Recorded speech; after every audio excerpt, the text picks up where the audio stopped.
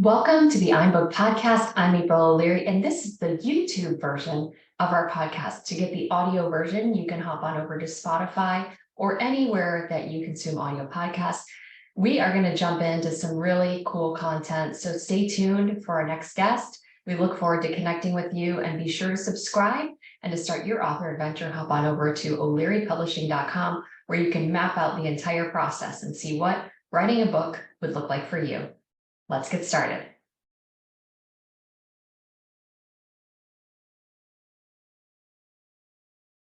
Okay. Welcome back to the I'm Book podcast. I'm April O'Leary, your host, and today we have Joy Good on. She is a brand new author. Her book, Dave Asks Permission, is actually our first children's picture book, and she is a former school teacher and had a really unique idea for bringing this book to the world, not only because Dave is a lovable golden retriever, but because she has experience in the classroom and saw a need that this book specifically addresses. So welcome to the show, Joy. Glad you're here. Thank you. Thank you for having me. So It's been a let's talk. pleasure publishing with you. Oh, I'm so glad. We had so much joy working with Joy, and she actually lives here in Southwest Florida. So Mhm. somehow we got connected, and she was willing to take a chance on us as a publishing company, even though we aren't specialized in children's book publishing. But I'd say that the final product came out really, really great. Would you agree? I would agree. I think that you've got more picture books in your future because of this experience. Oh, that's awesome. Well, I absolutely adore Dave and I adore you. And I would love for you to share a little bit Thank about you. your teaching experience and how you came up with this unique narrative style. And let's get into a little bit of Dave and the process of writing the book. That would be, I think, so interesting for those out there who are thinking about writing a book that has a unique or specific Mhm. angle or certain type of market to address. And I think you really came at this book with a very unique take. So share with the readers and the Okay. audience what your idea Okay. was. All right. When I was a fourth grade English teacher, and then a sixth grade English teacher, and finally I finished my career in eighth grade. Um, a Common Core standard is teaching students to understand and recognize the perspective that a story is told from. And most common are first person narratives and third person narratives. And those are really easy to find. Then when you get into second person, there's is very little out there.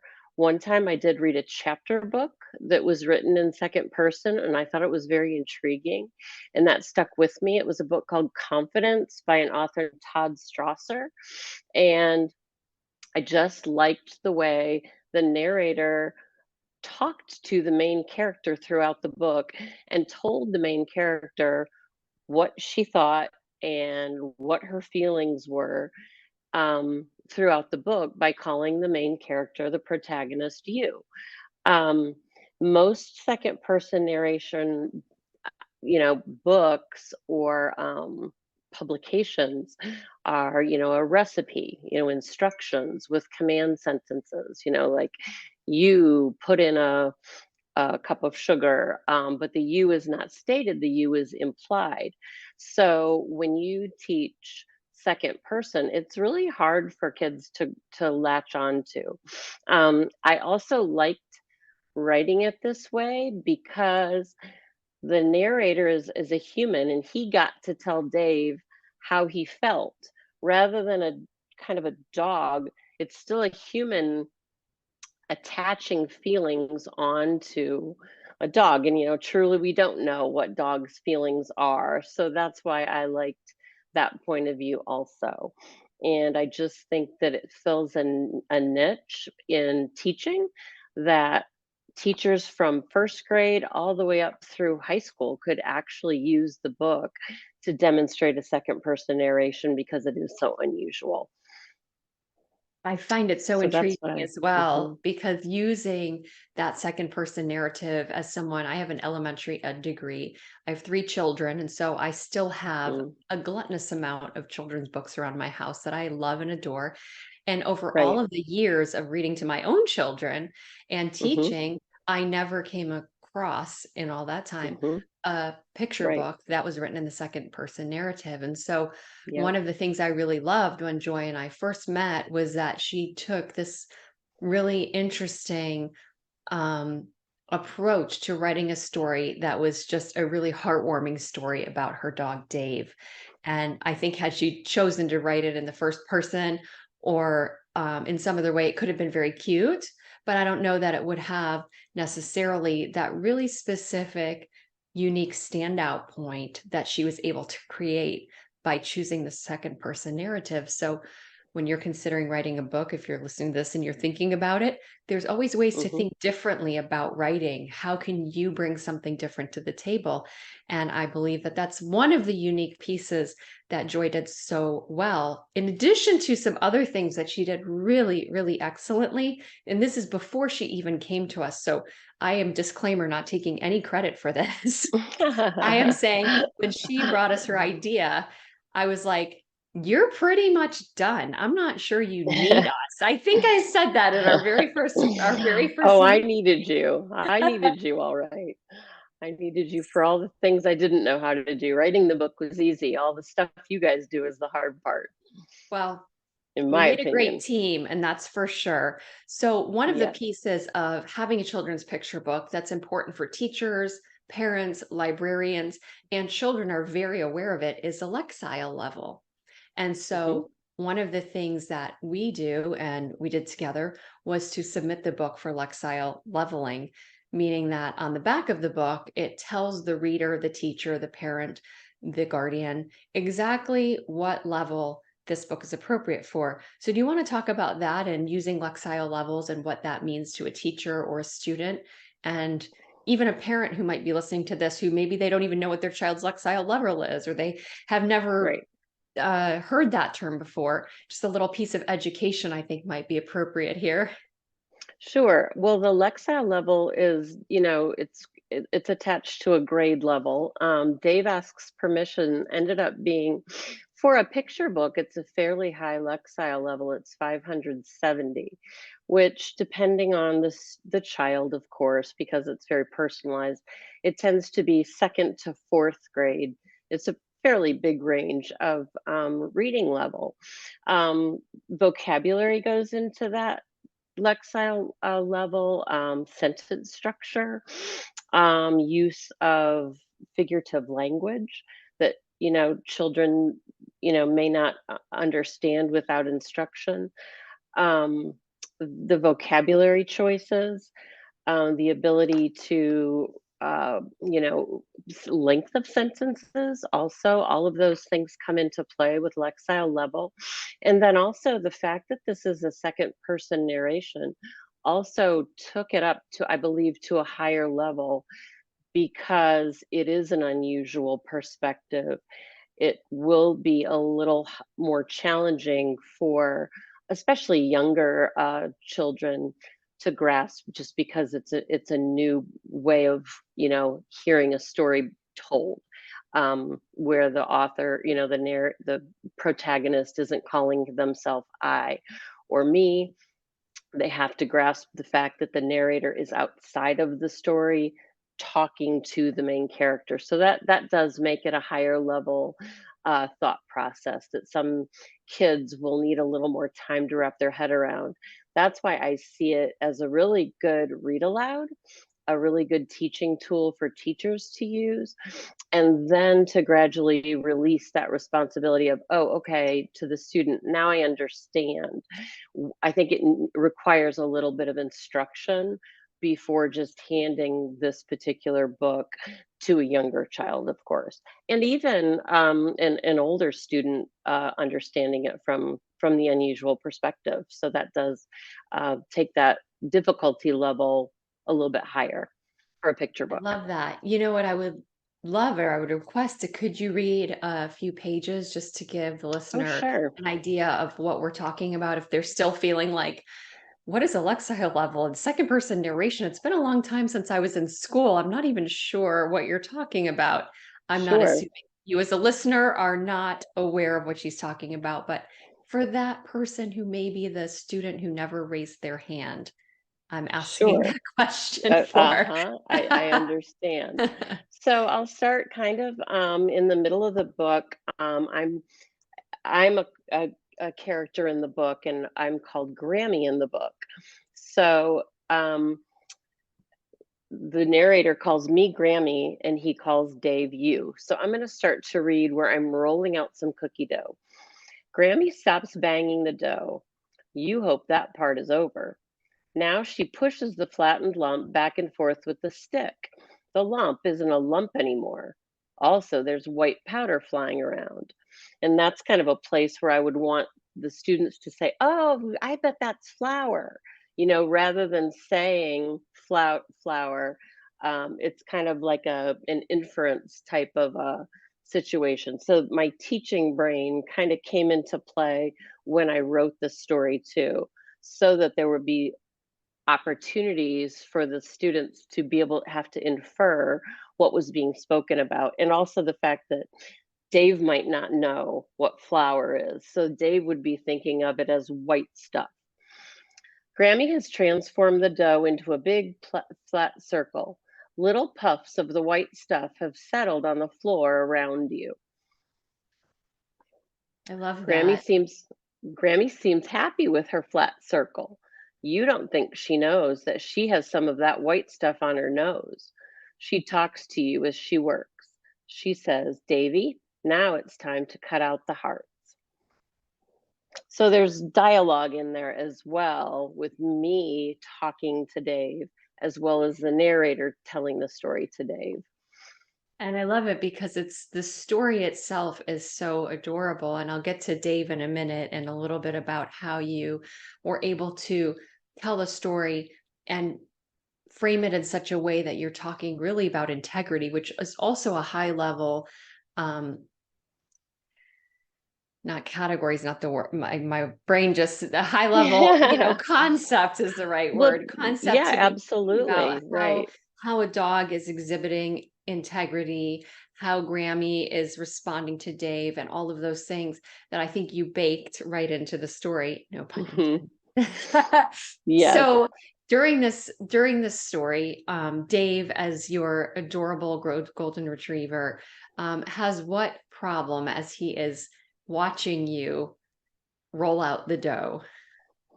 Well, Dave is very well behaved, and when Dave is Ethan, my son's dog, and Dave came into our family when Ethan was around 22 years old, and Ethan took Dave to puppy kindergarten at Ohio State University. And at first, he came home and said, "I'm not sure about the number of treats that this technique is giving." But what we came to find out was that once the dog is trained, not so many treats are required, and it is a very effective way of training a dog, a positive reinforcement. Therefore, all dogs like food, and Dave, for whatever reason, especially had a sweet tooth.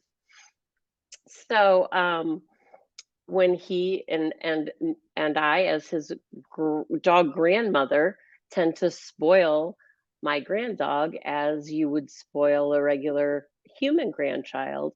So I tended to give him more food than maybe I should have. So the story that transpired was based around my feeding Dave a cookie dough that he really, really liked.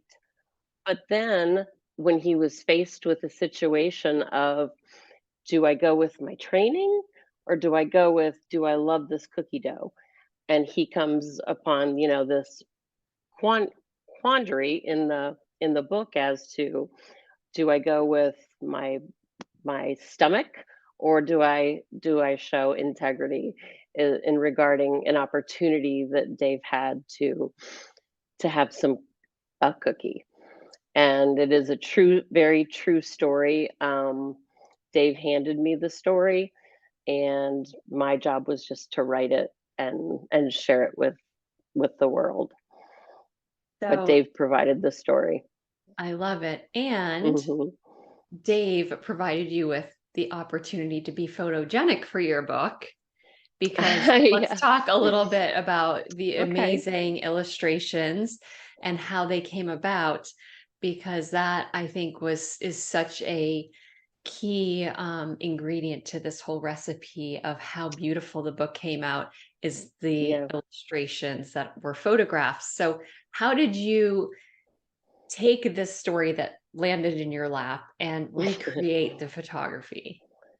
Well, the story actually, Dave actually did this story in 2014, and I had this story in my mind for a long time.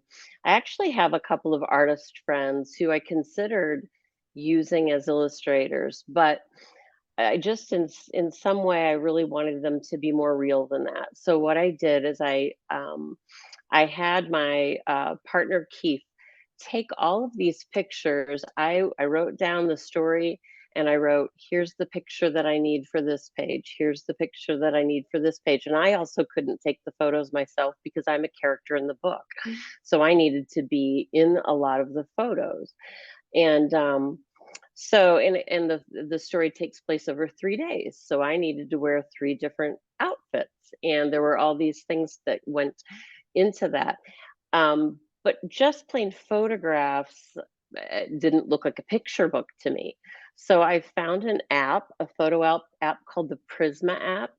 And if any of you have ever used it, I think it's like magic. It takes a photograph and it turns your photograph into beautiful art. And so I experimented with a lot of different filters to come up with the filter on the Prisma app that I liked the best. And once you see the photos in the book, you'll see that it really it really makes the photograph kind of look like a watercolor painting. I guess it would be my description of it. It it kind of softens the edges of everything, but yet it's realistic in that Dave really looks like Dave. I really look like me. Um, so to me, it's so real because it truly is us as opposed to drawings. And it was very fun to do. I've always loved doing things with photos. I used to be a scrapbooker, and so that kind of filled that joy that I have of dealing with photos and doing different things with them. And it turned out looking, I think, really, really, really professional and nice. I love it. And I think they're beautiful. You're right. The way they came about, the way you were Hmm. strategizing with Keith for this is the words, this is the photo I need. And then Right. you came up with it almost is like creating a scrapbook in a lot of ways, now It that you say was. that. So Yeah, you it already was had really. those skills. Yes, I did, and it was gave me the opportunity, and what I really like is when you go through and you look at Dave's expressions on his face, there's one page where he thinks that I'm going to, give him more cookie dough, but really I'm just reaching for a cookie sheet. And his face is perfect because it truly, because Dave doesn't know, when Dave doesn't know, oh, we're just taking a photo shoot for a book, Dave. He truly was like, okay, there's something in this for me. I've got some cookie dough coming. So just his facial expressions, they're just they're just perfect. So Keith captured really what the feeling Dave would have had were the real deal. So I really love them. And so when we worked with the designer, I want to talk a little bit about that, because Hmm. there is a strategy to book layout, which I think most of us who Hmm. aren't designers, myself included, don't have Yeah. the technical programs to really take that image and the words and really get it into the final format where, when you're at a Barnes and Noble or you're purchasing a Hmm. children's book, the design, even though it may seem simple, that goes into it isn't as simple as it might No, appear. And there's a lot to so it. so Joy had some visions and some ideas of how she wanted it to look.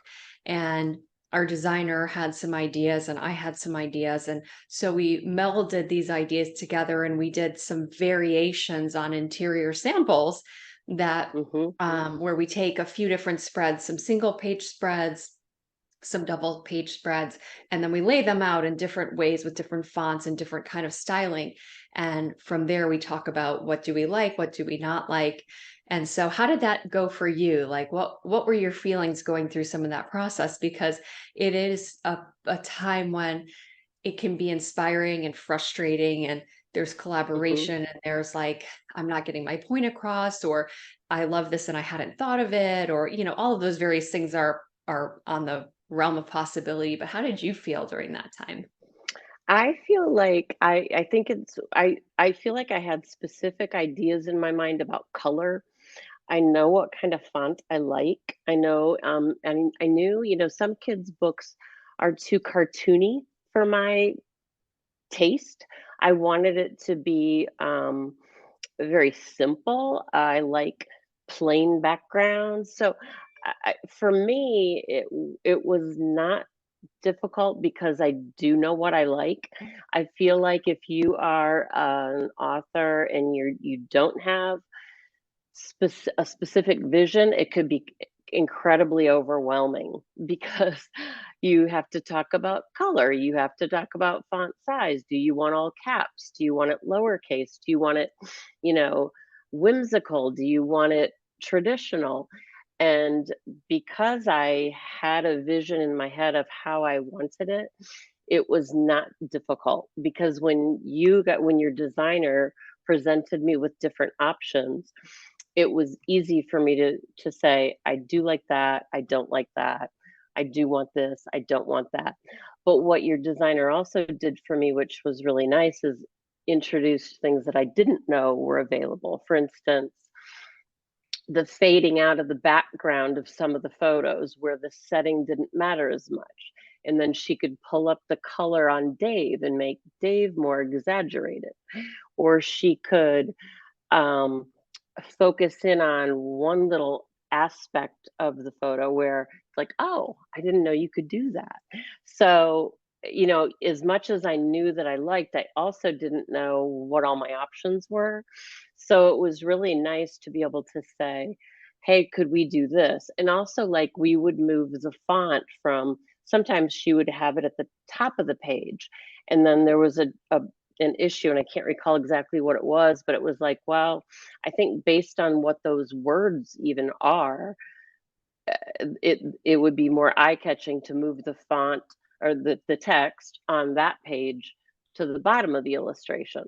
So, and then, some of the illustrations she made full page, and others she made more faded and smaller. And it's just the variation was so nice because then it wasn't like redundant. It was like, oh, well, this page, it's all the same idea, but it's just there's variation in the pages and in the illustrations and the locations of everything. So I learned a lot about what options there were where left to my own devices, I you don't know what you don't know.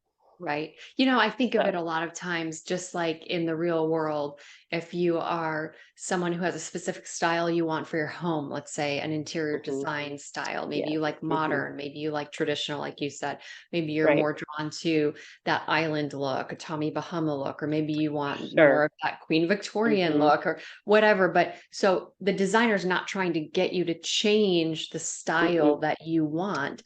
They may right. be saying, well, the furniture might be placed better in this arrangement for a better use That's of space. exactly. Or how about this type of rug that you didn't know was available? So I think it's very Mhm. similar in that way, that we can't I would agree. know Mhm, everything that's available. And right. it's not our job, as your job as a writer and as an Yes. author is to bring the story alive. And you did Yes. that. You brought the Yes. illustrations and the pictures, and then the bells Right. and whistles that we were able to add Right. in just sort of made it even more. But you started with something already very, very solid. I want to reiterate that Oh, well, thank what you. Joy brought to us was already very exceptional. So one of the things I love, I'm going to hold it up here, is the spine of the book. And Mhm. on I the love that. hardcover book, we were able to make the spine, the font a little bit bigger than we were on the paperback because obviously it's a little thinner. But we were able to to put integrity on the spine, because this is the first book of a series, Dave the Dog series. And I would love for you to share a little bit about your vision for that and what you shared on the last page of the book. Oh, sure. The next book that I've actually already started writing is called Dave Moves West. When Dave was 2 in 2015, he and Ethan decided, well, Dave didn't decide, let's face it. Ethan decided that he was going to move to Idaho. He always liked skiing. He always liked, the western part of the country. And of course, there's more to the story, and it's a very good story. And also, again, I have to say, it's a true story. It's kind of placed in my lap, and all I have to do is write it. So the next story will be titled Dave Moves West. And we changed the color, for the Dave Asks Permission, we went with the red color because Dave's always worn a red bandana. But I think, with each book, we're going to add a different color in. And the character trait, or the lesson to be learned in Dave Moves West is courage. And so we chose the Idaho blue from the Idaho state flag in order to, just kind of bring a little bit of symbolism, or, Da Vinci Code like stuff into the book. So I am in the process of writing Dave Moves West, and it is definitely a story about my son's courage in doing what he felt he needed to do, to be true to himself and what he wanted out of his life. So that will be the next one. And then I have others in my head. Dave's got a lot of adventures as a mountain dog. He's had a lot of encounters with several different animals over the years that are quite entertaining, sometimes scary. Dave's met a lot of friends. I can see a book in the future about Dave and his friends, both human and animal. So really, the possibilities are pretty endless. So I'm looking forward to that, and really that's my favorite part of the whole process. Is I can't wait to write the next book.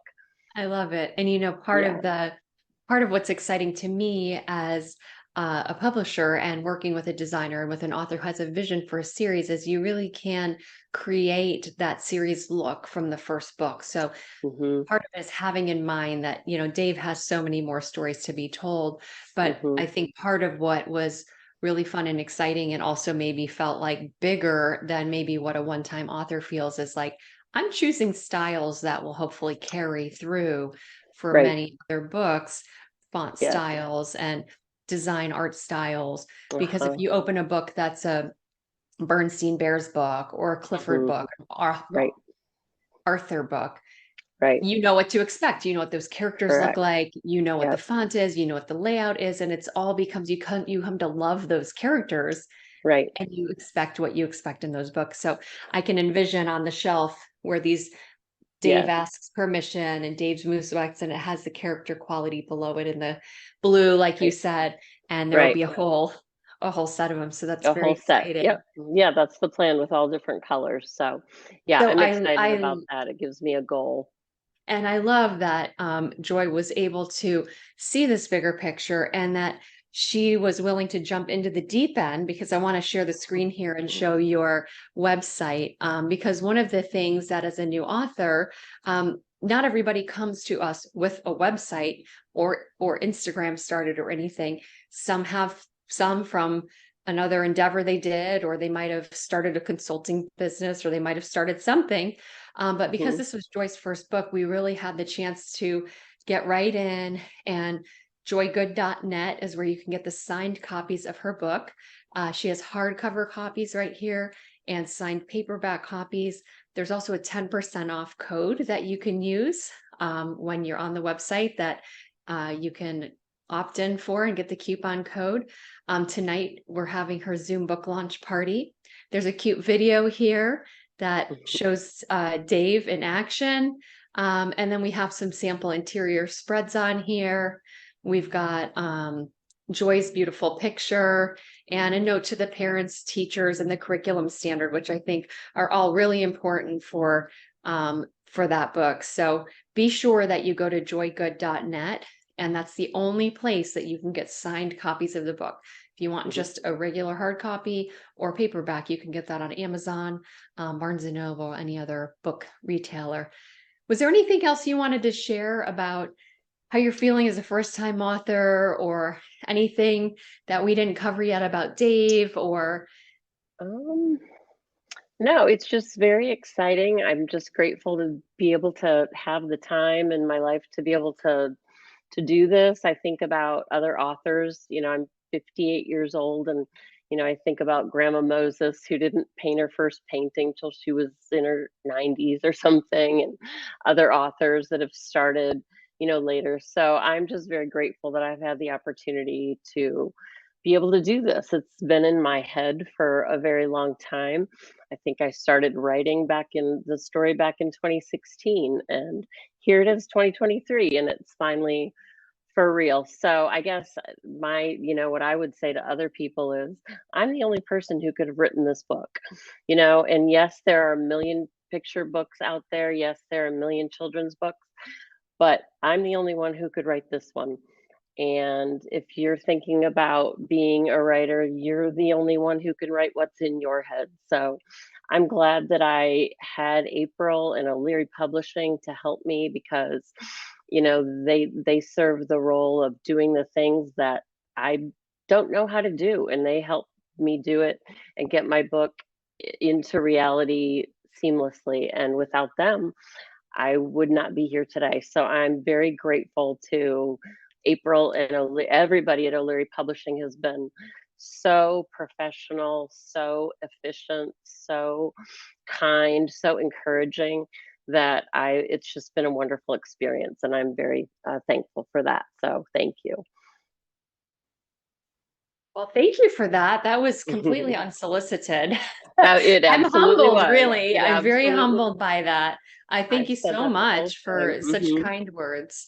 And, It's absolutely I'm true. really looking forward to your Zoom book launch party tonight. I know you have so many people in Yeah, your I world who do. want to celebrate you. And one thing that is so special about a Zoom book launch party, I know prior to COVID, like say in 2016, when you started writing this, Zoom wasn't even on the radar for Nope. anybody really. Right. And we might have done an in-person book launch, which I say is highly beneficial and it's a great Hmm. way to do it. But we all have people we know that are way outside of our Right. locale. And so to Correct. be able to include them in a meaningful way, I think is Hmm. really neat. I've had old friends reconnect. I've had families celebrate the success of their new author, whether that's a parent or a child Hmm. or a cousin. And it's just this sense of, wow, my friend or my neighbor or my colleague is an author, and Hmm. I get to be live on a Right. party with someone who's an author. Like that's a pretty unique experience for most people who Right. are on. And so it's really exciting that you get to share this with them and they get to share that with you. So thank you for letting me be a part of your You're journey. I look forward welcome. to so much more in the future. If Thank you're you. listening right now and you haven't gone to joygood.net, please do so today. Be sure to follow her on Instagram. Her handle is joygoodauthor, right? Yes. So you can keep up with where Dave is traveling in the world, and like and follow her. You could send her a direct message or connect with her there personally as well. She would love to Yep. speak at your school. If you have children that are in the elementary range, she is very comfortable to come in to speak, to do author talks at the library. And so that's where we're really looking to promote Dave and get him in the hands of teachers, parents, and others who can help children to really solidify their knowledge of the second person narrative and fall in love with Dave too. Yes, That's definitely. just a bonus on top. So That's right. thank you so much for being part of the I'm Book podcast today. And if you're thinking about becoming an author, be sure to hop on over to o'learypublishing.com, where you can learn more about what it takes to get your first book out into the world. Have a great day, everybody. Thank you. So this has been another episode of the I'm Book podcast. I'm April O'Leary signing off. Be sure to hop on over to o'learypublishing.com to start your author adventure and see what writing a book could do for you in your profession, in your career, and what doors it might open. We thank our guests for being a part of the show today, and be sure to subscribe to podcasts here on YouTube. We look forward to serving you and helping you get your book out into the world.